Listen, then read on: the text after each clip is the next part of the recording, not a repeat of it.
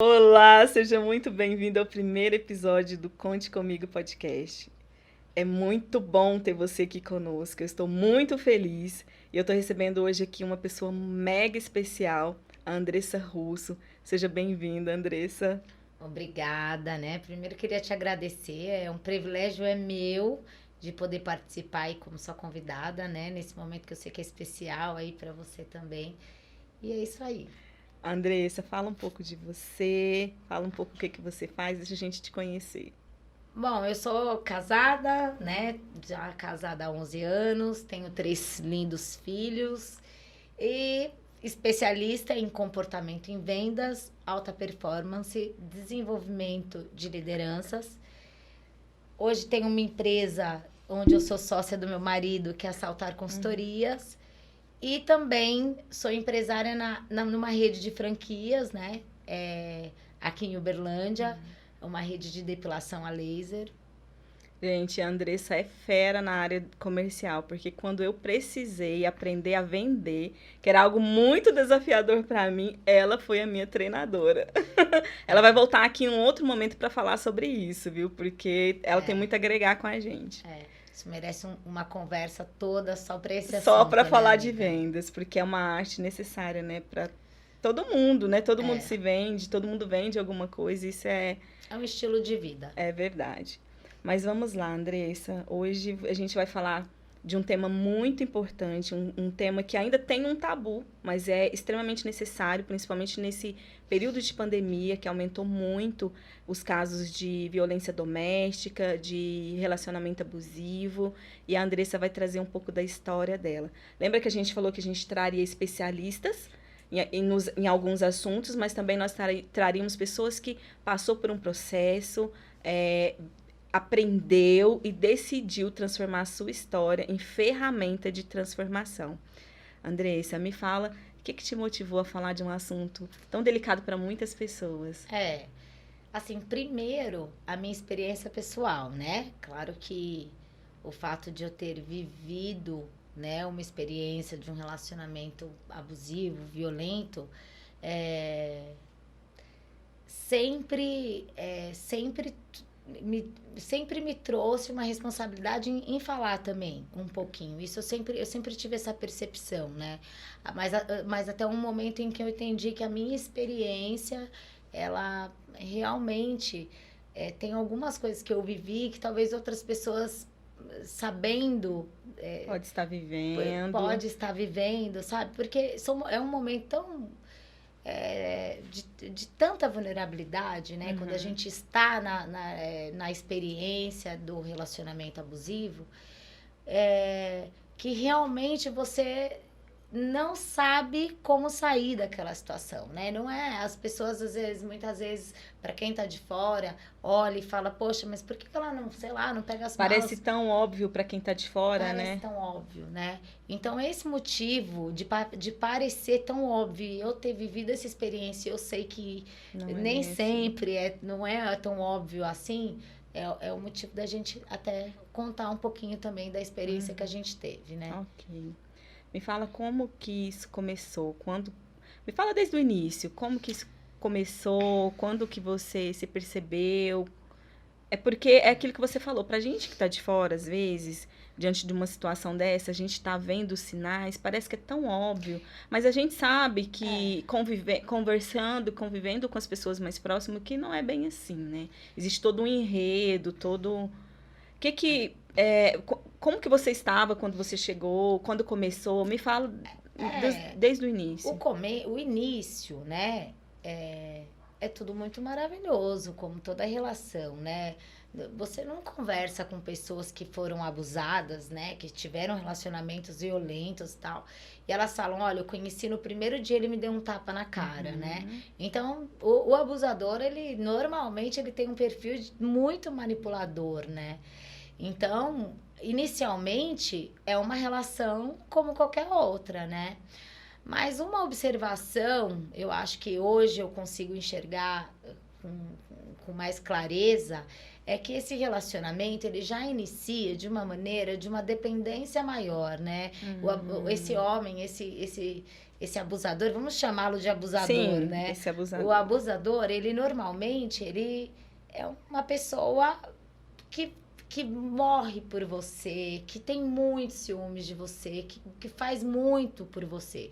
E N histórias que você pode ouvir, né, de mulheres, mas era tudo maravilhoso, ele era super legal, né, até que um dia, né, a atitude abusiva, ela vai aparecer. Mas inicialmente eu não via, só que, assim, eu não via, mas ao mesmo tempo eu já tinha, no meu caso pessoal, um relato de uma agressão com uma ex-namorada, né? Então, isso foi algo que eu não quis ver no momento. Você não deu atenção aos sinais. Eu não dei relevância a esse sinal, né? Até hoje, isso já tem 15 anos, né? De lá para cá, eu vi histórias e histórias de mulheres que viveram relações abusivas. E, assim, eu não vi nenhum abusador que agrediu uma, duas mulheres que sabe? Eles vão. Se ele tem um histórico de agressão, é um forte indício. Você não vai se safar dele.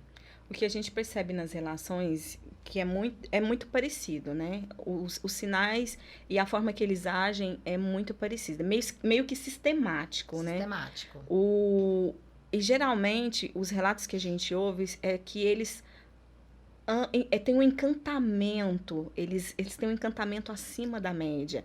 Eles têm um amor acima da média. Faz você se sentir como se diz, uma princesa.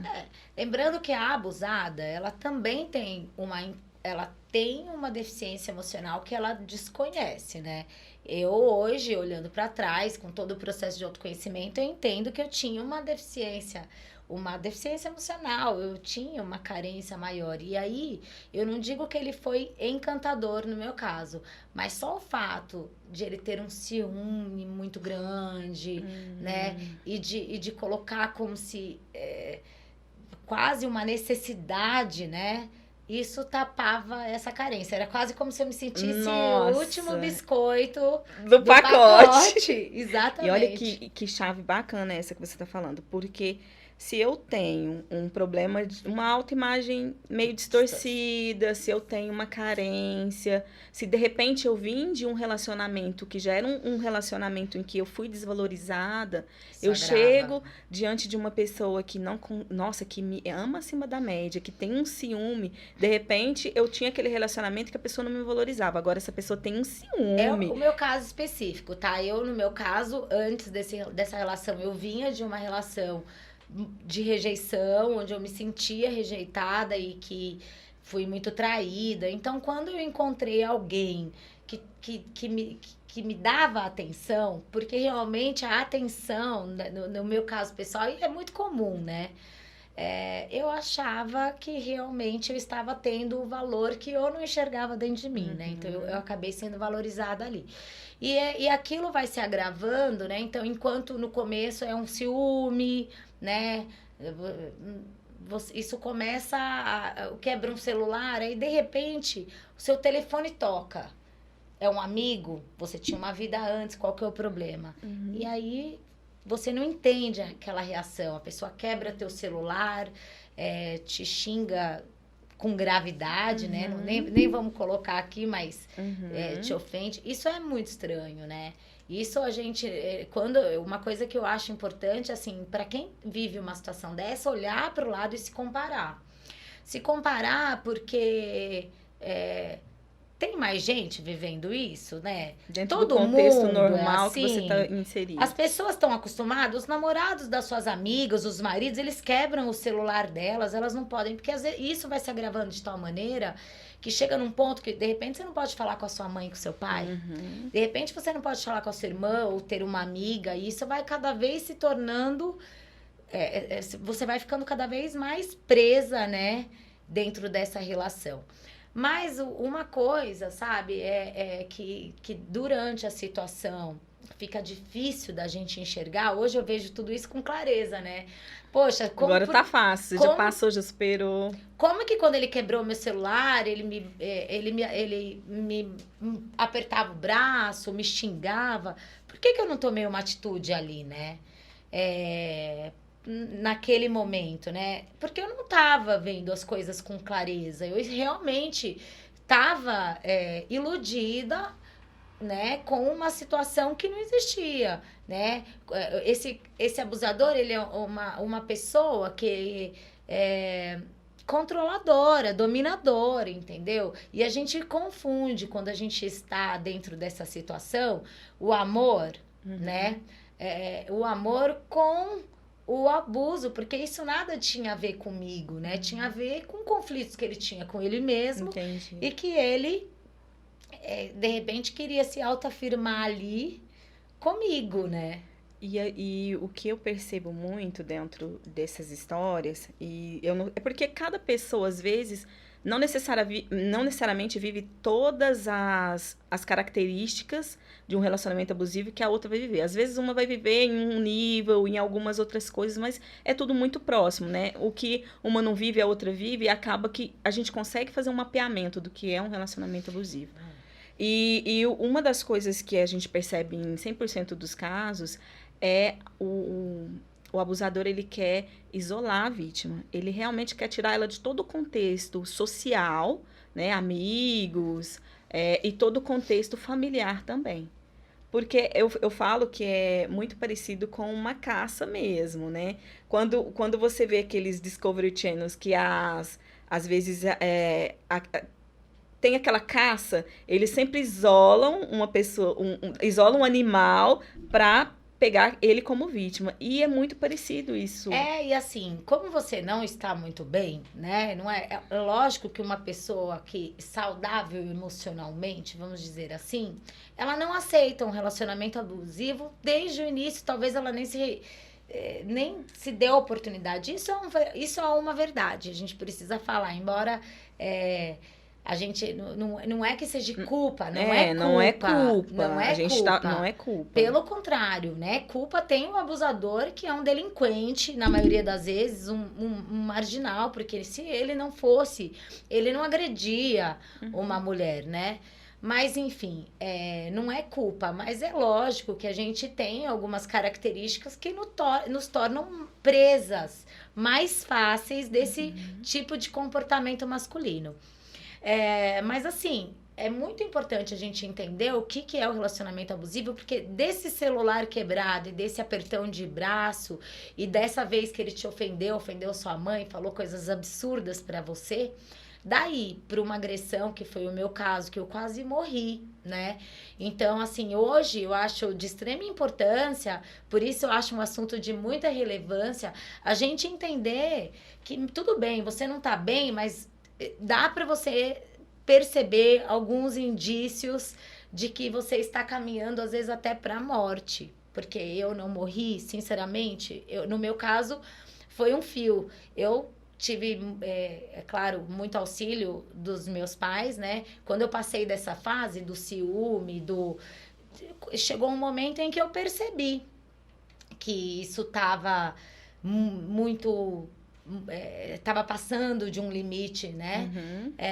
Só que é nesse momento em que a gente se torna muito cúmplice do abusador, porque você começa a contar mentiras, né? Você chega em casa, às vezes, por exemplo, antes da agressão mais grave que eu sofri, ele me batia muito na cabeça, né? Então, assim, que não ficava marca. Entendi. Mas eu tomava muito chute na perna, eu tinha bastante hematoma. Então, é lógico, imagina se eu falasse pra minha família, minha mãe perguntar, por que você tá com esse roxo? Eu falasse, porque ele me chutou. Então, eu comecei a mentir também. Você começa a mentir. Então, eu caí. Você faz coisas que você abomina. Então, ele vai realmente, ele vai te destruindo pouco a pouco lá por dentro. Porque se você tá contra seus valores, seus princípios, né? E aí você começa a mentir com a desculpa de que tá protegendo pessoas, né? E quando que você, exatamente, assim... Quando começa aí essa fase da mentira, que realmente tem, E todos que eu conheço tem essa fase da todos mentira, têm. e essa mentira ela entra num contexto de. Ela pode ser encarada num contexto de defender o seu conto de fadas. Olha, na verdade, ela entra bem assim, sendo bem dura até com a abusada, né? A gente não quer se expor. Esse é o fundo da verdade. Porque você sabe, a gente que passou pelo processo de coach, né? A gente sabe que a gente trabalha com recompensas, né? A gente não é tão, assim... as histórias que a gente conta, elas têm mais a ver com nos defendermos do que proteger pessoas. Por mais que num determinado momento, se foi necessário eu proteger algumas pessoas que me cercavam, porque realmente o meu abusador, ele era uma pessoa muito violenta. Mas no início da nossa relação, eu não ia contar para as pessoas que o roxo que eu tinha era dele e que eu queria voltar. Porque eu que voltava, por livre e espontânea vontade, né?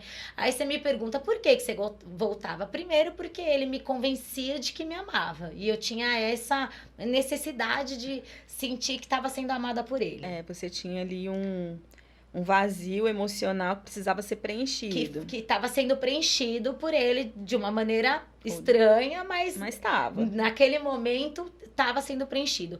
E segundo, porque você acha que você vai mudar o mundo, né? Então você acredita que se ele te ama e que você ama, né? Aquele... Ai, e sinceramente, eu acho que a maior questão que tem que ser encarada é ele não vai melhorar e o pior, ele vai piorar muito ainda. Então, o abusador piora. Agora, como que você sabe disso? Mas 100% das vezes são assim? Leia a história, se compare, leia a história de abusadores, você vai ver que nenhum se recupera, nenhuma mulher vence, nenhuma vence. Muito pelo contrário, né? A gente vê casos muito extremos mesmo de ter o feminicídio mesmo. O feminicídio. Só conta a história quem sobreviveu, porque muitas não estão aqui. Né? Então é de extrema importância você olhar a sua relação e falar, peraí, ele tá passando do ponto? Por que eu não posso falar com uma amiga no telefone? Porque se ele já está agindo dessa maneira, disso para uma agressão física mesmo, é muito pouco. É muito pouco. Ali no limite. E o que é importante a gente ressaltar aqui, né, Andressa, que na verdade são surtos. São surtos. E não existe um motivo plausível. Ele tem uma verdade dentro da cabeça dele, né? Que ele acredita. Eu nem sei, sabe? Eu vi tanta loucura por parte dessa pessoa que eu convivi, né?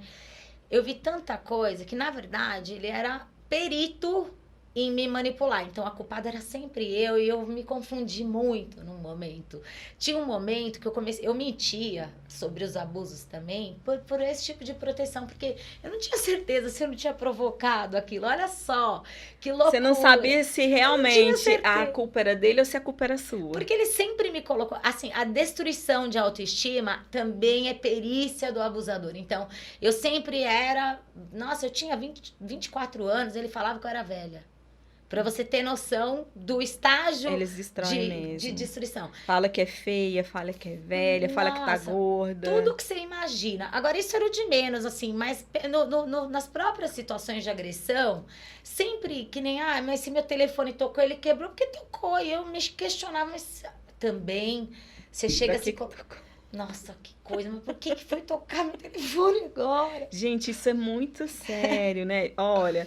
São detalhes muito importantes para se observar dentro de um relacionamento. Porque qual que é o limite de um ciúme que é normal e um ciúme que está disfarçando um abuso? Que está cobrindo uma loucura do abusador, né? Porque, na verdade, eu já, assim, no meu caso, eu perdoei nesse sentido há muito tempo, né? Eu entendo que é uma doença, né? Isso também é uma doença tão forte. É que eu falo que não tem recuperação porque se torna muito difícil de uma pessoa, como abusador, né? Conseguir ter algum tipo de consciência. É quase porque ele já está envolvido naquele... Aquela hora que eu estava falando, assim, Eu... Porque quando a gente estuda esse tipo de psicopatia, né? Essas pessoas, elas acreditam, elas criam uma realidade e acreditam nessa realidade como uma verdade absoluta. Então, por que que ele defende tanto, às vezes, aquilo como verdade? Porque para ele é uma verdade que ele criou e acreditou. Da mesma forma que ele consegue te confundir dentro da sua realidade, que tem hora que você fala assim, mas será que é mesmo? Será que isso que eu não tô? Será que eu não provoquei o ciúme mesmo? Ai, mas o que que eu Você tinha? começa a pensar dessa maneira. Você começa a se, é, se olhar e falar, caramba, o que que eu tô realmente fazendo? Então é culpa minha isso? E você realmente entra numa zona de conflito interna enorme. Você já não sabe mais o que é culpa sua e o que não é culpa sua. Então, é uma fase que você já está correndo sério risco. E é isso que eu costumo dizer. Se você está percebendo esses sinais, já está mentindo, já está omitindo, né? Porque você acha No que seu caso, você falou algo que foi muito interessante, que você falou assim, olha, eu estava indo contra os meus princípios e contra os meus valores. Você identifica quando você começou a inserir a mentira, você começou a inserir naquele momento por quais motivos? eu consigo enxergar que assim, eu não poderia mesmo analisando hoje, uma filha. Imagina se eu chegasse pro meu pai naquela altura, toda machucada, e falasse, não, foi ele que me bateu. Eu causaria um conflito gigante, né? E eu tinha muito medo. Então, no primeiro momento, eu mentia para consertar a minha relação, porque eu já tinha apostado nele, porque eu já tinha falado para as pessoas que ele era uma pessoa legal. Então você também tem que encarar que você estava errada e ainda por cima você não quer sair daquela relação, porque eu demorei para querer sair daquela relação, né? Eu demorei um pouco para realmente eu não querer mais viver. No início eu contava histórias para mim de que sempre era assim, tá? Uma característica também o abusador, ele bate em você, ele te agride, num outro momento ele chora, ele morre de amores, ele nunca mais vai fazer aquilo, ele se arrepende, né? Mas então as coisas se tornam muito para quando você tá vivendo aquela situação, você quer acreditar naquilo que ele vai mudar, você não tá muito bem, você já tá com a sua autoestima lá embaixo. Então são vários fatores que te levam a ficar na situação nesse momento. E aí, num segundo passo, isso no meu caso específico, eu realmente já queria sair da relação, mas eu realmente tinha muito medo. Muito medo. Um medo assim. Paralisante. Eu realmente acreditava que ele poderia fazer as coisas que ele me prometia. E aí, nessa segunda fase, eu ficava com ele e ficava porque eu achava que ficando com ele eu evitava que ele fosse fazer mal. Assim como ele sempre falava que ia fazer mal para os meus pais, para o meu filho, para minha avó. Então, no segundo momento, Então, a ameaça não era só você. Ameaçava. Não, no meu caso ele ameaçava toda a minha família, então... Você tinha um filho pequeno. Eu tinha o meu filho pequeno, na ocasião, foi uma ocasião que estava acontecendo várias coisas ao mesmo tempo, então nós estávamos morando todos juntos, minha irmã que estava separada, no caso, na ocasião com as minhas sobrinhas, eu com o meu filho, minha mãe, meu pai, a minha avó, a gente estava, enfim... A gente estava nesse momento e ele realmente ele não poupou ameaçava. ninguém. Ele não poupou a ameaça. Ele passava... A primeira vez que eu tentei terminar com ele, que nós terminamos, foi o primeiro episódio de uma maior agressão. Como que isso aconteceu?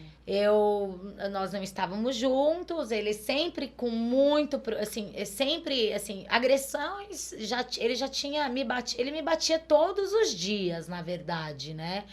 Mas eram, assim, chutes, na cabeça muito, né? Eles são peritos em bater na cabeça. Eu já vi outras histórias de mulheres, porque não deixam marcas, né? Então, muito. E minha perna vivia muito rosto. Assim, ele me E batia. qual que era o argumento, a justificativa de Não tinha tudo, porque eu virei pro lado e ele pensou, porque eu falei alguma coisa que ele entendeu errado. Tudo era motivo. Eu nem sabia mais, eu pisava em offset, eu vivia em Tenso. função disso, era uma tensão extrema mesmo, um medo de falar a coisa errada, um medo de mexer um braço, sério, realmente foi muito ruim no momento vivido, assim, né? E aí, nessa primeira ocasião, que eu acho que foi a primeira vez que ele me bateu mais gravemente, tínhamos terminados e eu, graças a Deus, eu sempre tive muitos amigos que me ajudaram muito nessa fase. E algumas amigas, vamos dar uma volta, vamos fazer alguma coisa, e eu já não queria mais sair, já não saía mesmo.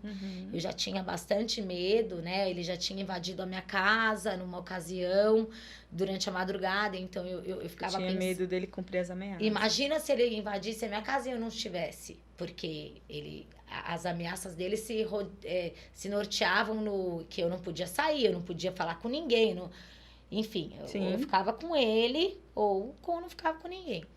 E era exclusividade dele. É a posse mesmo, né? E eu não sei. O abusador, ele entende que você é uma propriedade, você é algo dele, e tanto que ele te trata como ele quer. Ele fala o que ele quer, ele te trata como ele quer, porque você é propriedade dele. Exatamente. Isso é muito perigoso, né? Porque no início, a gente confunde mesmo com a questão do amor. A gente que quer acreditar que é amor, e não é. Ele é só controlador, ele é um controlador, né?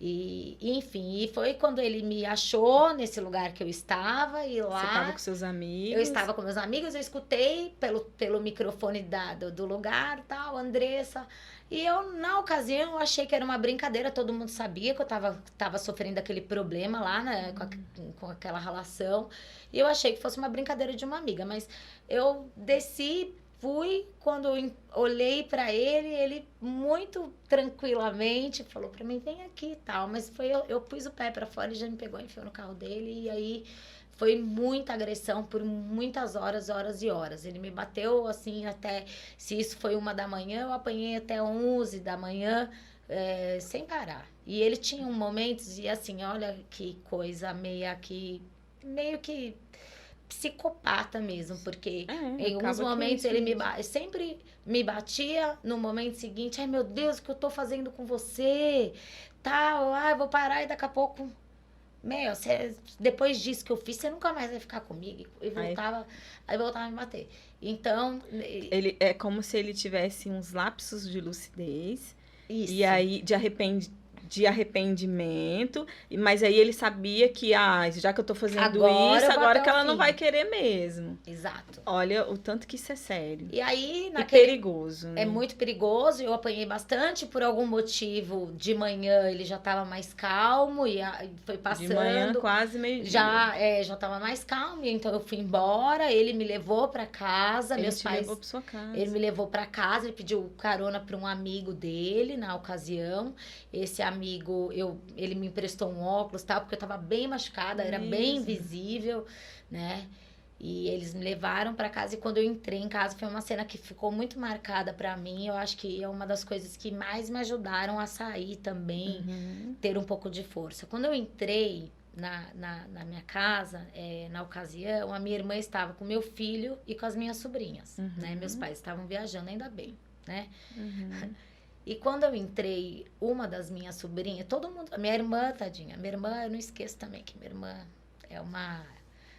Enfim, uma irmã maravilhosa, que esteve todo o tempo também do meu lado. Mas quando eu entrei, assim, a minha irmã... O que ele fez com você? E uma sobrinha minha se jogou no chão. Ela tinha quantos anos na época? Eu acho que ela tinha coisa de 6, 7 aninhos. Ela era pequenininha, né? E ela se jogou no chão, foi tão impactante aquilo pra mim. E ela se pegava assim, eu me lembro de ela se pegar assim no pescoço e falar, o que ele fez com você, tia? Né? Até me emocionou um pouco. Daquilo, sabe, eu tenho quase certeza que eu mudei toda a vida dela por causa desse dia. Olha, que situação. Isso me impactou muito. Mas eu tava ali, eu lembro, assim, e ninguém sabia onde eu tava. Minha irmã, desespero, eu tinha sumido na madrugada da onde eu Seus estava. amigos não sabiam, não tinham notícia. Não sabiam. Ninguém sabia onde eu estava. Com certeza eles suspeitavam que poderia ter acontecido, né? Mas eles sabiam que eu estava com ele. Então, estava angustiante, foi uma situação bem difícil. Só que, posteriormente a essa agressão, e eu fui bem grande, fiquei muito machucada, ele já ficava passando, ele ficava rodeando a minha casa e falando que via. Tinha um vidro onde a gente ficava, era o escritório do meu pai. Nós estávamos morando nessa ocasião, nesse local, e ele falava, ele passava, e ele falava, tô vendo sua avó ali e tal, vou fazer tal coisa. Pra mim era um medo paralisante ele falava, vem aqui que eu tô te esperando. Eu ia ao encontro dele. Você saía do seu ambiente de proteção. Muitas vezes, todas as vezes, eu que ia, assim, ele ficava dando volta no quarteirão, passando lá na frente, e me ligava muito. E eu tratava dessa situação falando que amava ele. Eu não sabia, era essa a minha história. Eu te amo, fica tranquilo, vai dar tudo certo. Deixa meu pai sair que eu tô indo aí, deixa eu ficar ali. Então, eu já tinha apanhado, já tinha sido agredida muito mesmo. Tinha ficado muito desfigurada, de soco na cara, assim, desfigurada mesmo. E você trabalhava, tinha sua vida fora? Como que era isso dentro da sociedade? Me fala como que era ir trabalhar, como que era essa relação. Foi uma época que as coisas... Na época, eu tinha uma empresa de consórcios e título de capitalização que eu fazia na época. Eu trabalhava na área de vendas, mas assim, as coisas foram ficando de mal a pior nessa ocasião, né? Eu não tinha mais... eu não tinha mais a menor condições de fazer muita coisa. Você vai ficando psicologicamente totalmente abalada, né? Você não serve para mais nada, você não serve nem para ser mulher de alguém. Imagina se você se encaixa, né? Então as coisas foram ficando ruins em todos os outros cenários, né? Sua vida profissional era estruturada, você tinha uma vida boa. Eu estava estruturada quando eu iniciei a relação. Aí fui parando, eu trabalhava também. Eu trabalhava na rua, né? Com vendas na rua, eu sempre saía pra rua, então foi reduzindo. Então, eu passei um período que eu nem trabalhava, não trabalhava mais, né? Até o que você tinha, que era algo que te mantinha como algo assim, nossa, isso aqui eu sou boa, isso aqui eu sei fazer, isso aqui me traz resultado, ele conseguiu. Que é uma coisa que eu sempre valorizei muito, né? Ser independente, trabalhar e fazer as minhas coisas. Mas eu tinha pouco espaço para isso. Era muito ciúme, muito controle, muita coisa. Então eu fui cada vez, né? E, enfim, eu fui levando essa situação que eu falo, que eu acho que foi o meu erro. Eu quase morri mesmo. Minha mãe e meus pais Mas eu poderia, sabe? Hoje eu falo, eu poderia ter prestado atenção muito antes desse medo, tá? Porque depois que ele me bateu a primeira vez mais forte e eu comecei a ir de encontro com ele, eu já tinha um medo, aquele medo já não dava mais. Eu já sabia do que ele era capaz, eu já tinha noção, né, do que... nossa, foram muitos episódios, né? O que passava na sua cabeça naquele momento, Andressa? Que ele conseguia te tirar de dentro da casa de seu pai para ir encontrar com ele? Qual que era o sentimento? O que você consegue identificar? Eu dava graças a Deus na hora que eu conseguia sair. Porque eu tinha uma dificuldade na minha casa, porque meus pais não queriam deixar eu sair. Para não encontrar com ele. Só que eu sentia que eles estavam todos em risco. Então, a hora que eu conseguia estar do lado dele, eu falava, graças a Deus, agora eu tô tomando conta. Eu tô aqui, se eu tiver que apanhar, eu apanho. Mas a minha família... Tá em segurança. Tá em segurança. Eu tinha essa percepção, mas era uma percepção errada. Onde já se viu que um pai e uma mãe ficam seguro e bem com uma filha com um marginal, Sim. entendeu? Mas, assim, o que eu falo é assim, o que eu acho que eu demorei um pouquinho é para pedir ajuda. Eu acho que no meu caso ele era muito violento, então realmente eu estava em perigo. A minha família eu acho que ficou em perigo também. Sim, entendo. Eu acho que a gente a gente correu perigo, mas a gente correu muito mais perigo pela minha falta de habilidade em resolver situações naquele momento e querer fazer tudo sozinha. Talvez se eu tivesse encarado essa realidade com meu pai, ó, pai, esse roxo é assim, tal, vamos pensar na melhor maneira, são pessoas que iriam me auxiliar antes, né? É claro, eu, assim, me apeguei muito em Deus durante todo todo o período. Deus realmente teve um papel, assim, como tem na minha vida, um papel de prioridade zero, assim, né? Deus é tudo mesmo, porque realmente ali, alguns momentos, era eu, Deus, e uma sensação de certeza absoluta, tá? Isso eu posso dizer. Eu não sei se vocês já sentiu isso, ou se, sei lá, mas aquela assim, você tá passando uma dificuldade muito grande, mas uma certeza absoluta de que Deus tá ali. Você não tá sozinho, que você tá sendo amparado e que, nossa, assim, várias vezes. A sensação absoluta. E assim, uma coisa que, conversando, vendo história de outras mulheres, eu percebo, em algum momento, elas questionam Deus, sabe? Em algum momento elas falam, poxa, mas será que existe isso? Será que é verdade? Porque você acha que Deus está deixando eu viver isso? Isso existe muito dentro. E é uma coisa que eu falo como minha experiência, e o que me salvou foi nunca ter passado por isso eu nunca vivi. Você não teve esse conflito? Não. Eu de tinha abandono? Nunca. Uma sensação extrema de que ia dar certo. Então eu sabia que ia. Mas, assim, o dia que... O dia D, né, que eu falo, existiu um dia D, que foi o dia que realmente eu quase aquilo morri. que você falou.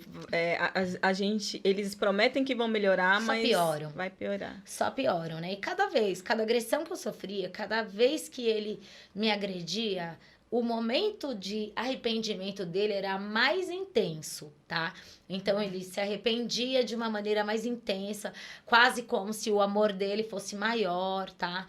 Então você tem uma noção, eu já sabia. Nesse momento, quando eu tinha muito medo dele, eu já tinha uma noção que não era amor, né? Eu já tinha noção que eu estava numa enrascada ali.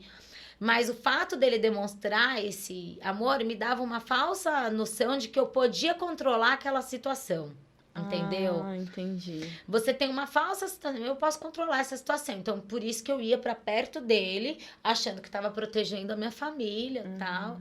E aí, só que não é assim. Você não controla um cara com esse tipo de distúrbio. Se ele tiver um surto, ele vai até te matar, né? Porque ele tá disposto a acabar com sua vida e, consequentemente, acabar com a dele também. E se for preciso acabar com a dele, né? Mas, assim, ele não enxerga na hora, né? E eu, assim, eu falo que Deus foi maravilhoso, né? na minha vida, porque eu deixei as coisas chegarem num ponto muito grave, né? Achando que estava protegendo a minha família, né? Então eu omitia porque eu era uma heroína, né? Eu ia salvar o mundo sozinha. Imagina eu achar que eu iria consertar, além do que essa responsabilidade não era minha, né? Você imagina que ele tem pai, mãe, né? A responsabilidade não era minha. Se alguém tinha responsabilidade, não era eu, né? E olha as armadilhas, né? Que eu falo que isso realmente é uma armadilha. Você tinha com quem contar, né? Porque você tinha sua família toda a seu favor, que queria te proteger, que queria estar ao seu lado, queria te apoiar nesse sentido. Mas olha a síndrome de Mulher Maravilha. Você achava que toda a sua família não poderia encará-lo e resolver o seu problema, mas você poderia. É aquela distorção de valores que você está vivendo no momento. Não é isso, é muito sério, porque isso te impede realmente de... Olha, o tanto que eu falo que é até como que eu poderia te falar assim? É meio ilógico, né? A minha família toda não pode ir não Mas pode eu controlar a sozinha situação, mas eu posso. posso. É. Mas eu posso. Olha, o tanto que isso é. Você realmente fica distorcido dentro de uma situação dessa e não consegue enxergar o que é real. Que o que é real é eu ter o máximo, envolver o máximo de pessoas quando eu decido sair. Porque eu falo que existe um ponto em que você realmente decide sair. Porque qual que é o desafio? Às vezes você. E que acontece muito também, eu falo porque eu vivi uma situação de uma pessoa muito próxima que vivia um relacionamento abusivo, envolvia todo mundo dentro desse relacionamento, Todo mas mundo, não filho. saía. E aí, quando as pessoas, né, claro, porque se tem uma pessoa que você ama, alguém que tá machucando uma pessoa que você ama, e, e depois você volta para essa pessoa, não significa que quem tá do lado de fora vai perdoar essa pessoa como você perdoa. E Não, é muito aí, olha a diferente. situação que ficava, porque aí essa pessoa que a gente amava perdoava o abusador, aí ficava às vezes contra a família, porque a família não queria perdoar o Mas você sabe abusador. que é tão confuso que eu duvido, tá? Eu consigo duvidar e eu acredito que essa é a relação do medo, o abusador ele sabe manipular, ele deixa com muito medo, sabe? Eu acho que quando você já tá numa fase de muita agressão, tá? Eu acho que na grande maioria das vezes a mulher já quer sair.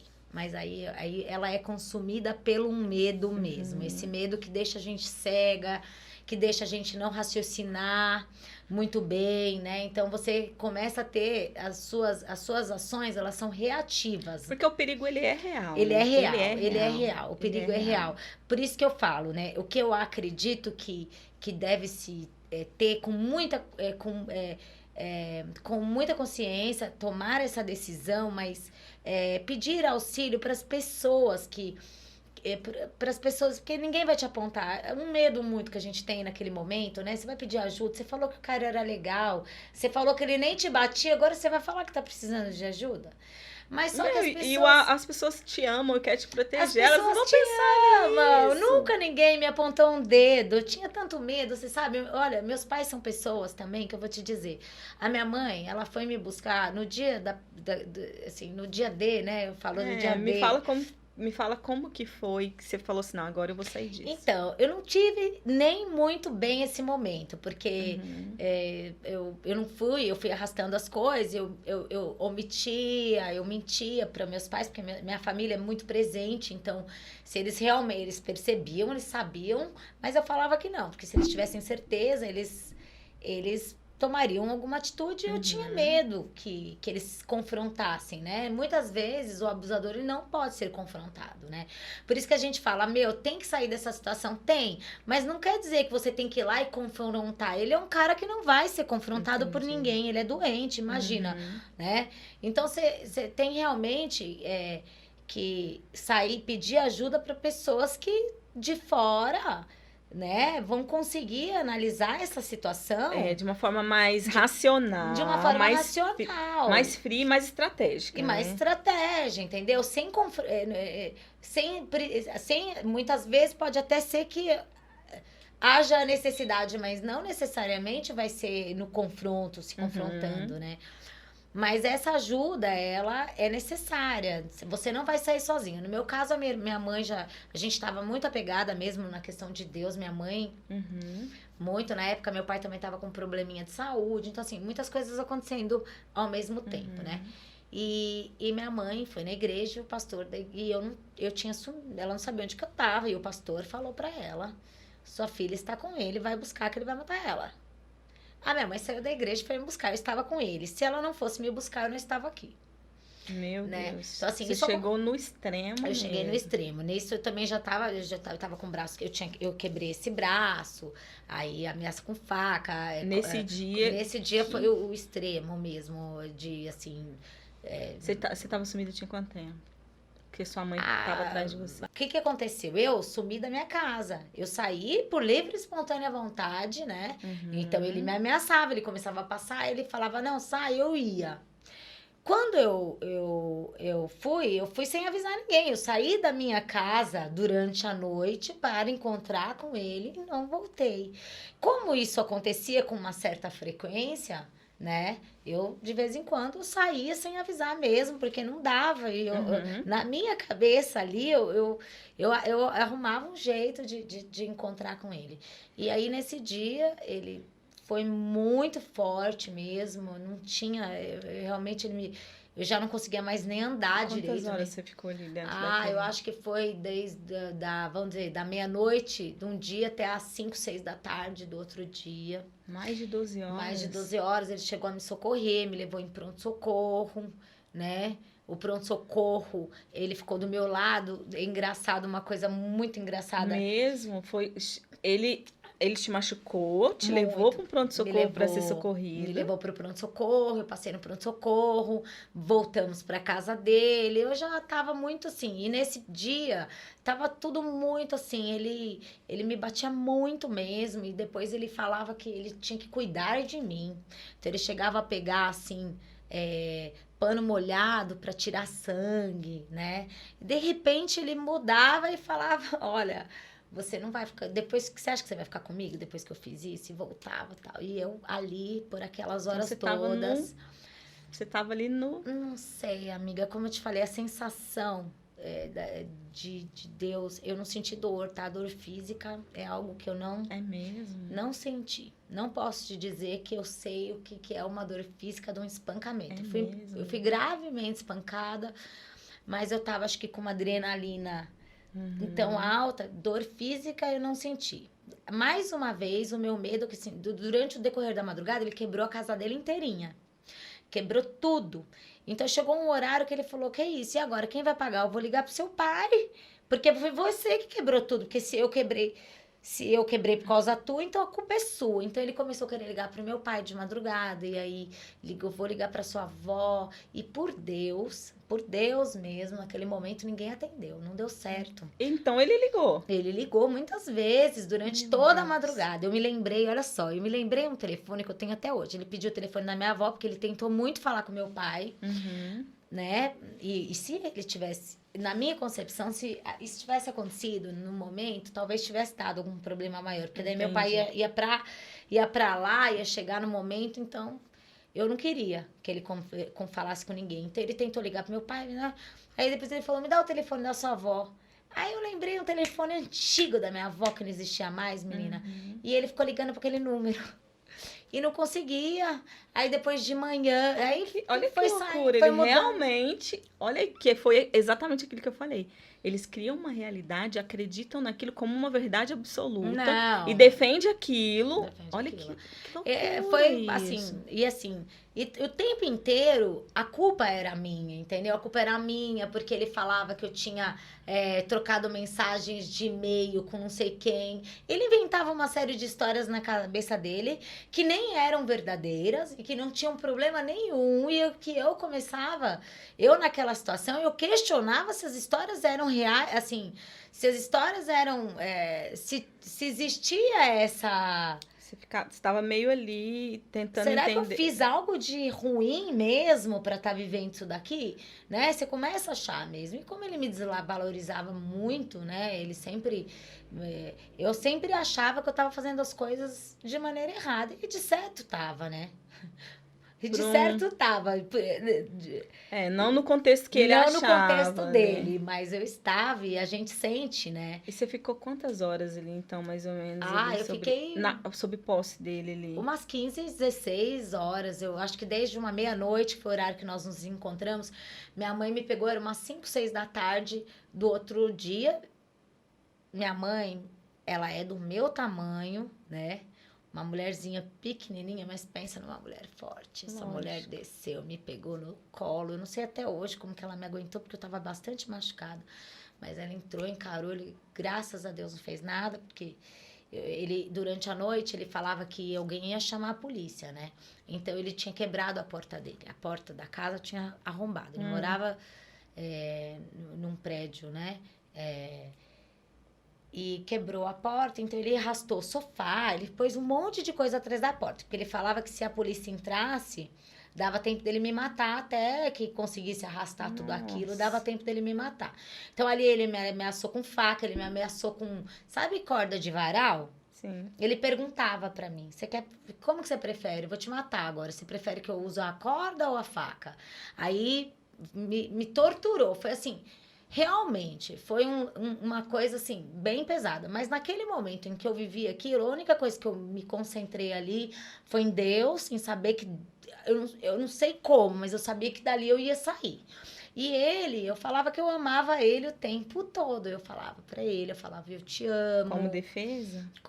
Olha, é tão confuso que na hora você nem sabe se é real ou não é, mas o que eu argumentava ali, naquele momento, a única coisa que eu conseguia falar era: calma, eu te amo, eu vou ficar com você, tal. Era a única coisa que eu conseguia. Eu acho que se eu tivesse confrontado ele, realmente, no meu caso, eu acho que, sabe? Entendi. E minha mãe, até o horário que minha mãe chegou e me tirou de lá de dentro. Mas eu te falo, essa coisa de pedir ajuda e decidir sair da situação, porque eu ainda nessa situação, quando minha mãe me tira da casa dele, toda machucada, minha mãe me tirou, meu, o que você falaria? Vamos por uma delegacia, vamos.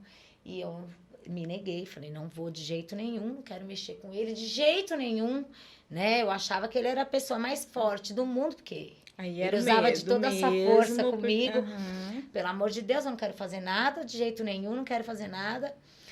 E meus pais compreenderam, claro, né? Não me obrigaram, porque eles poderiam, não, mas nós vamos tomar uma atitude, não, eles me compreenderam, né? E eu digo que também eu tenho sorte de ter pais maravilhosos e que foram dotados de força naquele momento, de fé mesmo, porque não foi fácil, né, ter passado tudo aquilo comigo e eu ainda, aí me tira numa situação degradante. Nossa, eu fico imaginando. Degradante. Aí sua filha fala, eu não vou fazer nada, eu não quero fazer nada contra ele. Aí, ninguém te entende, né? Mas aquilo me ajudou a... Quando eles viram, quando não dava mais para eu contar mentira. Por isso que eu falo que eu deveria ter feito antes, né? Conversado com meus pais, pedido uma ajuda mesmo. Porque naquele momento, eu ainda poderia sair encontrando com ele como eu fazia de todas as vezes, Entendi. entendeu? As escolhas, eu sempre escolhia, sabe? Então ele ia, me agredia muito, e por conta do medo, não importa a história que eu contasse, eu voltava, né? Então, no momento em que aquilo se abriu e agora todo mundo sabe, e é isso mesmo, eu tenho medo, me deu força, entendeu? De não ter mais aquele... Eu tinha muito medo ainda, mas eu não me sentia mais naquela obrigação de encontrá-lo, né? Eu acho que se não fosse a minha família, né? E alguns amigos que a gente fica com tanto medo de ser julgado e Deus levanta anjos para ajudar a gente. Eu tenho certeza. Levanta anjos, pessoas que você não imagina. Eu tenho amigos que estiveram comigo e me auxiliaram muito nesse processo e que eu nunca imaginava, eu imaginava até que seria apontado. E não é. E a gente não é apontada. É porque a gente fica... Eu falo assim, a pessoa fica envolta naquele... acredita naquela história de uma certa forma, né? Eu falo que ele vira um gigante, né? O agressor, ele vira um gigante, ele é muito grande e ele é tão forte e tão assim, nossa, você não consegue imaginar que alguém vai conseguir confrontá-lo. Você sabe, eu tenho um grande amigo, né, que fez muito, que me teve comigo nesse período, uma pessoa que falou uma coisa pra mim, né? Se ele ouvir, ele vai lembrar. Mas ele foi uma das pessoas que me despertaram pra isso que você falou agora. Num momento eu lembro de ele chegar lá em casa e eu tá bem chateada, bem pra baixo, porque depois disso eu não queria levantar da minha cama, né? Não tinha nem força pra isso, tinha uma depressão muito... E um dia ele chegou, eu tava nesse jeito, assim, deitado, e ele olhou e ele falou assim, vem cá, quem é ele? Ele é enorme? Como assim, né? Só você vê ele assim. Ele falou. Nossa. Só você vê ele assim. Ele não é tão perigoso quanto você pensa. Nem tão grande, nem tão valentão, nem tão forte, sabe? Ele é isso tudo pra você que tá nesse desse jeito, levanta daí. E isso foi uma das principais chaves da minha cabeça. Falei, pois é verdade, eu é que acho, né? Nossa. E eu falo, quando você começou a falar da sua mãe, né? Que, nossa, te carregou no colo. Eu, né, tenho 2 filhas. E eu fiquei, assim, com aquela sensação. Falei, meu Deus, como, Não. né? Como você pega a sua filha ali e E meu sem fazer Deus. nada ainda, né? Porque meus pais tiveram um equilíbrio, assim, de não revidar. Sim. Porque eu mesma fico pensando...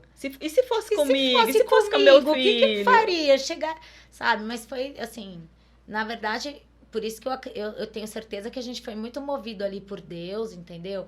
Os meus pais, para eles, eles pediram muita direção mesmo, eles oravam muito. Meus pais são pessoas de muita fé já, mas eu acho que naquele momento eles buscaram muito, tanto que quem até encorajou a minha mãe aí me pegar foi o pastor da igreja dela, que ela estava na igreja ali já, meu Deus, como faz? Assim, ela vinha pedindo direção, né? Então, acho que Eu acredito muito nisso também, porque eu falo que tem alguns desafios que a gente passa, que quando a gente tá, nós, né, como seres humanos, envolto naquele problema, é muito desafiador. Às vezes a gente realmente precisa de algo muito superior, muito divino para nos dar aquela direção. muito. De forma que eu consiga sair daquilo, de uma forma que vai ser um bem para todos, né?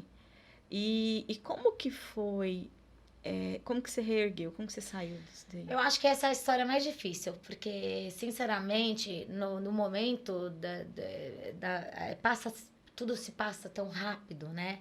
É tudo muito intenso. Porque né? depois que você saiu daquela história, né, que você estava Aí você vivendo vai ali, sentir a dor que você não sentiu durante o processo, né? Que você estava ali se defendendo, então você tá em meio a tantas preocupações, tantos medos, que você vive um dia de cada vez muito anestesiado. Então, a gente não faz ideia do rombo que nós estamos fazendo lá dentro, né? Ele tá indo, né? Você tá cavocando, né? Então, eu acho que um momento muito difícil para mim foi o momento em que eu me dei conta... todas as fichas caíram. Que eu me dei conta, tudo que estava acontecendo, tudo que passou e tudo que eu respinguei, né? Porque a gente respinga, eu falo, é lógico, eu incentivo que as pessoas que estejam vivendo esse tipo de relação, que elas procurem ajuda, principalmente dos pais, irmãos, família, porque não existe nada mais confortante do que uma mãe, do que um pai, né? Gente, nada que eu falo assim que um filho que faz. A gente vê as famílias que passam, vamos falar de algo mais extremo, né? A gente vê nas cadeias, né, as pessoas que foram presas por crimes, né, absurdos às vezes, e você vê as mães lá. Então, assim, o criminoso, o abusador, mesmo naquele momento de culpa mesmo, naquele momento de erro mesmo, eles sempre vão ter os pais ali, a mãe principalmente, para estar ali e falar assim, olha, eu não concordo com o que você faz, mas eu não vou te abandonar, o pai eu te e a mãe amo. é quem vai estar ali do seu lado. E aí, quando eu abro mão, quando uma pessoa ela tem a capacidade de fazer você abrir mão de tudo isso, achando que o amor vai, que a culpa, a acusação vai vencer o amor, é uma distorção muito grande, né? Muito. E assim, eu falo que sim, meus pais, eles não foram essenciais no meu processo. No meu caso, meus pais foram fundamentais, né? Eu falo que eles foram 2 vezes me buscar no inferno, né? Porque eles foram mesmo. Meus pais são daqueles tipos de pais que, se eles tiverem que ir até o inferno para te buscar e tirar de lá, Nossa. Eles vão. E foi o que minha mãe fez. Minha mãe foi lá e ela me tirou e eles nunca me apontaram, tá? Então, isso foi bom. Eles nunca me apontaram, sabe? O porquê que você tá fazendo. Não, eles me apoiaram. Eles me apoiaram. Eles me amaram. Me amaram. Te deram direção. Me deram direção. Te respeitaram no momento em que você falou assim, não quero. Tudo. Eles me respeitaram em tudo. Eles me apoiaram realmente dentro do que eu precisava naquele momento. Mas aí veio o segundo inferno que eu falo, que é quando você começa realmente o trauma, né, disso tudo, particularmente, é uma cicatriz para sempre, né? Particularmente é algo que tá ali em você. Então, você tem, é uma ferida, né? Há pouco tempo estava vendo uma experiência. Se você fizeram ressonâncias de mulheres que sofreram esse tipo de abuso, ela sofre uma alteração permanente, é uma cicatriz, é um entendi. trauma, existe, né? Nós sabemos que não dá, o que a gente viveu não dá. E no começo dessa experiência, depois dessa experiência, você não consegue tirar só os aprendizados tão rapidamente, né? Você precisa se fortalecer, né? Hoje eu consigo olhar para trás e ver os aprendizados, eu sou grata até essa experiência na minha vida. Eu acho que tudo que eu me tornei depois, tudo que eu conquistei após foi, sem dúvida nenhuma, essa experiência veio a contribuir a quem eu me formei, né? Mas eu tive uma depressão muito grande depois disso, eu tive síndrome do pânico, né? E é quando eu falo que meus pais foram de novo até o inferno para me tirar, porque realmente não é fácil também esse lado, esse processo. Porque é como se toda aquela dor, né, que estava ali represada para você, né, que você não sentia, ela se manifestou depois de uma forma muito ruim, intensa, né? Muito assim, com um nível muito intenso. E como que foi se perdoar o agressor? Como que foi isso para você? Olha, desde o início, eu sempre, por exemplo, eu nunca tive raiva do meu agressor. Nunca consegui ter esse tipo de sentimento, né? Eu sempre tive uma questão de autorresponsabilidade grande, então muito rapidamente eu consegui identificar algumas coisas que me levaram para para essa relação, no meu caso, né? Então, assim, eu entendi que eu entendo que ele tinha eu entendi em seguida que ele uma falta de estrutura, sabe? Familiar. Depois, quando você vai observar, ele tinha lá os motivos dele. Eu é que não tinha mil motivos para me meter com esse rapaz. Para se submeter a Entendeu? isso. Para me meter com esse rapaz, até porque ele já tinha agredido uma ex-namorada, né? Então, assim, existia indícios. Quem é que já bateu em ex-namorado que não vai bater de novo? Porque quando a gente fala disso, né? Por que eu tô tocando nesse assunto do perdão? Porque não é o perdão, às vezes ele é muito confundido com eu validar a atitude do outro. Não. E não é disso que a gente está falando, né? É muito importante a gente falar do perdão, porque o perdão é o que me liberta dessa situação. É o que me faz deixar para trás tudo isso que eu vivi. E também você não é obrigada a ser amigo de alguém porque você perdoou. Não é essa a questão. A questão é, eu entendo e compreendo, sempre entendi. Eu sempre tive essa percepção, tá? Grande de alguns problemas dentro dele. Eu consegui compreender isso muito rapidamente. Então, a ponto de não conseguir nem ter raiva. Porque você percebe uma pessoa com tanto problema, né? Ele precisa de tratamento. Ele precisaria era de tratamento. Ele precisaria mesmo era de um acompanhamento, sei lá, de mais orientação. Não quis perder o meu tempo, tá? Pensando nas possibilidades que ele teria para a vida dele. Eu pensei só que... Tinha uma sequência de coisas, né? Na verdade, existem alguns destinos para ele, né? Ele cometeu um crime. Pois é, e assim, no meu caso especificamente, não por minha causa, porque eu nunca quis, eu nunca fiz, eu nunca dei queixa, eu nunca dei queixa. Mas assim, era totalmente... sair dessa situação, mas alguns anos depois, ele foi preso por outros motivos, mas ele foi preso, né? E eu, coincidência ou não, eu estava assistindo televisão, né? Quando Como que foi pra você eu ver vi, isso? né? Pra mim, eu esperava. Eu acho que a gente pode... Quanto tempo que a gente pode se comportar?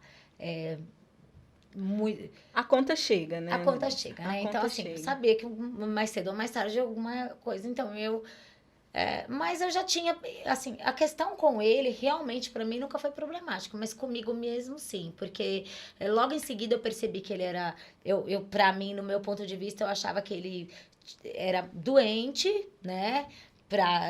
Doente mesmo, completamente doente. O que eu vivi com ele foi claro que era Ele não estava legal. Então, a culpa era minha. Então, para mim, a dificuldade foi me perdoar. Foi me perdoar.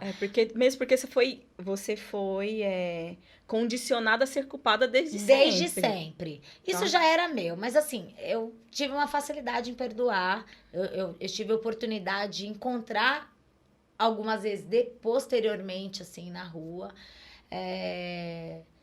A primeira vez, assim, no início eu me sentia um pouco mal, né? Desconfortável. Eu me sentia desconfortável, passava mal, né? Mas, assim, depois é uma coisa que Você seguiu. que eu segui, que eu bola pra frente. Pra mim sempre foi muito mais difícil me perdoar. Me perdoar por ter me permitido chegar a tal ponto. De repente, por tudo que eu refleti na minha família, né? Aí, quando tudo passa, você fala, poxa, por que eu permiti que meus pais vivessem uma coisa tão terrível? Eu sou mãe, hoje eu sou mãe de 3. Meu Deus do céu, meus pais são muito fortes. Eu nem imagino o que é A passar gente essa. passando do outro lado, né? Entendeu? O que é isso, né? É uma luta enorme. Então, isso é muito difícil, né? E eu posso te falar, além do perdão, dessa coisa de culpa mesmo, você tem muita vergonha da sua história. Você fica com muita vergonha, né? Então, isso te atrapalha. Eu, graças a Deus, eu falo que eu tive esse meu momento de depressão um pouco mais muito forte, com síndrome do pânico também. Mas eu teve até a página B também, entendeu? Eu tive muita força da minha família, então pouco tempo depois eu percebi que calma, vamos, bola pra Eu frente vou seguir. e vou seguir minha vida e conseguir superar.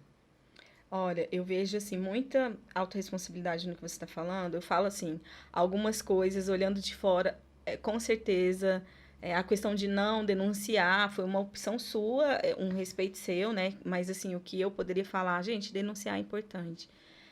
Muito Porque é muito importante. importante denunciar. Claro que você vai ter, né? A Andressa teve os motivos dela, mas, assim, denunciar é importante, porque ele é um doente, sim. E precisa Ele é um ser. doente, sim, mas ele também é um agressor, ele é um criminoso.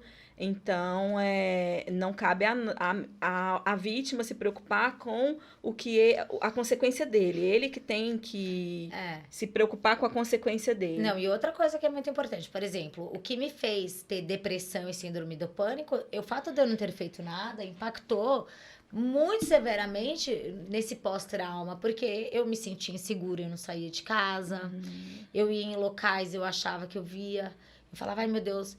Ou seja, se eu tivesse tomado as medidas adequadas e cabíveis, eu tinha uma medida protetiva, né? Eu não precisaria ter todo esse medo. Então, eu acho que foi uma falha, né? E por isso que eu acho muito importante a gente alertar, até para que isso ocorra, né? A gente tem lá 180, né? Que você pode ligar, tanto dentro de uma relação, quanto para informar que a sua vizinha está sofrendo esse abuso, porque é uma coisa muito negligente na nossa sociedade. Eu fui assim, agredida por várias vezes.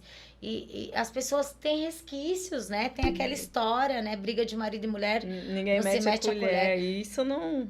Mas até que ponto que você não é omisso e não tá negando um socorro, né? Sim. Então é importante que saiba, mas assim, muito antes do que eu passei, né? Eu poderia ter morrido. Eu, no meu caso, Você ficou no limite. No limite, né? Então, assim, tudo vai ser menos perigoso se você der um basta no momento em que ele tá quebrando seu celular, pegando no seu braço, né? Nesse momento, as coisas ficam mais fáceis, né? Então... Se você pudesse voltar e dar um conselho pra Andressa, lá daquela Andressa de 24 anos que entrou nesse relacionamento, que conselho que você daria pra ela? 180. Esse seria o primeiro conselho. Pelo amor de Deus, vamos pedir socorro, vamos expor essa situação para alguém que entenda, né? Pedir ajuda. Mas eu acho que algo muito forte que me tocou nessa história, se eu tivesse essa consciência no ato, talvez tivesse impedido de eu ter ido tão longe, né? Que eu sou a imagem, a semelhança de Deus, né? Nós somos a imagem e a semelhança de Deus, né? Então, quando a gente não encontra valor dentro da gente, né? Porque é só uma mulher que não encontra valor dentro dela que vai permitir, né? Que uma pessoa atravesse alguns limites, né? Ninguém se permite ser agredida, né? Basta a gente avaliar, né? Se você, a gente não permite esse tipo de situação nem com nossos pais, com irmãos, né? Com pessoas que a gente realmente tem elos de muito amor, né? Então, assim, se você tá se permitindo tudo isso, tem alguma coisa errada também com você. Mas O autoconhecimento liberta, né? é, Porque quando a gente começa. Isso que você falou assim é muito forte e me impactou muito, porque quando eu sei quem eu sou, né? Eu sou imagem e semelhança de Deus, e quando eu olho para Deus e eu consigo enxergar tanta coisa boa, tanta coisa que eu admiro, tanta coisa que, nossa, é importante para mim, eu começo a me olhar como esse ser, né? Que é imagem e semelhança, eu falo, não. Eu não mereço eu isso. não preciso passar por isso, né? É uma coisa. Parece até. Hoje, até pra mim que vivi tudo isso, é muito difícil, né? Porque eu sou outra pessoa hoje, né? Hoje os meus limites são outros. Imagina alguém pegar no meu braço com força, né? Eu jamais hoje aceitaria uma situação parecida, né? Uhum. Mas isso é algo que acontece sem discriminação nenhuma e acontece com todas as com todo tipo de mulher, né? Não faz distinção com classe social, com raça, com Com nada, nível né? de instrução, de maneira. Não, e isso que você falou é verdade, é verdade. É, Porque às vezes eu conheci algumas pessoas, nossa, super empresárias, muito bem-sucedidas, que passaram por essa vivem em situação. relacionamentos abusivos e nem sabem, Sim, às vezes. sim. E às vezes leva aquele extremo mesmo de parar numa delegacia, num momento que ela olha ao redor dela e fala: o que, que eu tô fazendo aqui? Como que eu vim parar aqui? Porque parece que vai passando muito rápido e de repente você se vê num lugar e você fala assim: o que eu tô E fazendo a gente se aqui? acostuma até com o que é ruim, né? Então a gente vai se familiarizando com aquela situação, né? Então ela acaba se estendendo muito. Mas assim, a minha dica para quem está num relacionamento abusivo, está sofrendo esse tipo de situação e às vezes nem se deu conta, né? Que é um perigo, né? Então, se a pessoa tá de repente te falando coisas graves, né? Te acusando, né? Porque eles são acusadores, né? Distorce. Acusador, né? Estão te acusando, tá te machucando, né? Nem que, mas foi só um apertãozinho. Não é.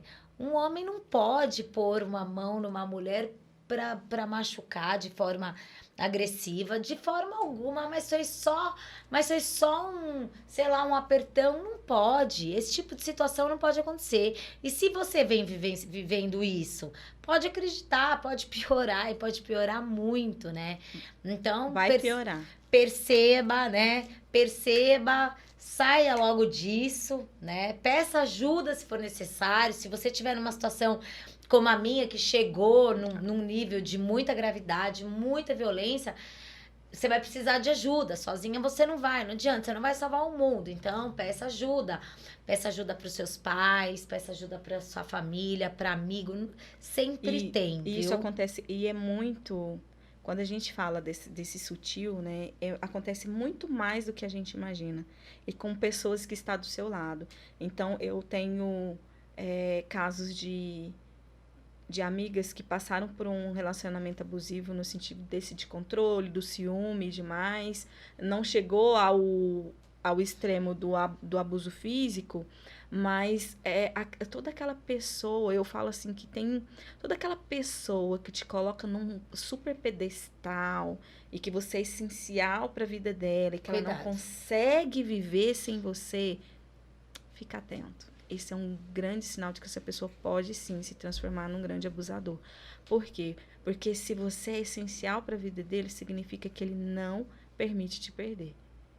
E até então pode ser que é muito tranquilo, até quando você quer essa relação. Mas pode chegar um momento em que você vai falar assim: não, não quero mais. E aí é um momento em que essa pessoa que te vê como algo extremamente necessário para a vida dele, não vai querer abrir mão de você. É isso mesmo. Eu acho que isso que você está colocando como limite, né? Como limite, você Como um disse. sinal mesmo, porque é tudo muito lindo no início, que, ai, eu não vivo sem você, eu não posso viver sem você. Tudo muito lindo isso no início, mas você tem que partir do princípio que Não existe. Isso não existe. É um limite. a pessoa, para conseguir te amar, ela tem que se amar primeiro, né? Ela tem que se amar. Hoje a gente sabe disso, né? Para eu conseguir amar, eu preciso me amar primeiro, porque senão eu não vou saber como que eu vou amar uma pessoa que eu não consigo. Como que eu vou ter a capacidade de amar alguém se eu não sei nem exatamente o que é amor para mim? Pois é, por isso que isso torna a gente presa fácil, né? Se você se percebe também numa condição, você não tá num relacionamento abusivo, mas você se percebe com essa tendência de muita carência e tal, vai buscar autoconhecimento, porque são armadilhas, entendeu? São armadilhas. Você não vê valor dentro de você, se você tá para baixo, se você não tem autoestima, tá errado. Porque nós temos autoestima dentro da gente, né? Nós amamos nós mesmos, né? Isso É já mandamento, é nosso, né? é mandamento. Amai ao outro como a si mesmo, nem mais nem menos. Isso é Então, natural. tudo que acontece do de lá ou do de cá é uma disfunção. E é natural, né? Se você for natural. pegar a gente a gente nasce com amor próprio já, né? Então, se Nossa. você tem, sei lá, se por algum motivo, se pelas suas percepções de infância, não importa, você perdeu isso, trata antes de entrar numa relação. Porque até o fato de você se perceber também, se você se percebe, se você não consegue sair da relação, porque também você não sabe viver sem esse cara que é abusivo com você, você também não está legal. Não. Então você tem que se tratar também, né? Sim, isso mesmo. E principalmente quando você sai dessa relação, até para você entrar numa outra relação, é importante você, né, dar o seu time, começar a olhar para você mesmo, para que você consiga se enxergar. Não tem como você querer algo relevante dentro de um relacionamento se você não consegue se enxergar. Andressa, nossa, esse aqui é um assunto que a gente ficaria a noite toda falando. Né? Porque, assim, nossa, eu quero te agradecer grandemente por você, nossa, ter se disponibilizado a falar de algo tão íntimo, de ter se disponibilizado a estar aqui conosco. Eu tenho certeza que a sua história ela vai contribuir, sim, muito para as pessoas que passarem por aqui, para pessoas que pode já estar vivendo um relacionamento abusivo sem entender que é abusivo, ou para pessoas que, não vivi, mas já vou ficar atenta. Por quê? Porque se acontecer isso comigo, eu já sei. E também eu acho que um ponto X também, né, é a pessoa se viveu e não tá legal. Olha pra mim, a gente dá a volta por cima, Dá a tá? volta A gente dá a por volta por cima. cima. Hoje eu sou casada, eu tenho 3 lindos filhos, tô bem, isso passa, né? Então, assim, confiar no processo e se apegar em Deus, né? Porque Deus é tudo, em todos os momentos, do antes, durante e no depois, né? Se você estiver vivendo, é Deus. Se você já passou por isso, é Deus, né? E se não viveu isso e nem passou por isso, e nem tá passando e nada disso, é Deus também para nunca passar. É isso mesmo. Né? E como eu falei para vocês, a Andressa vai voltar aqui para a gente falar de vendas, porque ela é especialista, treinadora, assim, treina equipe de vendas, né? A empresa dela é muito focada nisso também, nessa área comercial aí. Ela vai contar uma história dela do lado profissional e contribuir com a gente aqui. Ela vai voltar aqui. É só convidar. Eu que agradeço, tá? Para mim é uma oportunidade também colocar um pouquinho disso, né? Eu passei muitos anos com vergonha dessa história. Nossa. Foi muito difícil para mim virar essa chave. A gente tem um pouco, né, dessa impressão, mas fico grata também de poder vir aqui contar um pouquinho da minha história, tá? Muito obrigada. Acho que eu que agradeço. E para vocês, continue aqui com a gente, se inscreve no canal, ativa o sininho, porque tem sempre conteúdo de valor aqui. Até a próxima.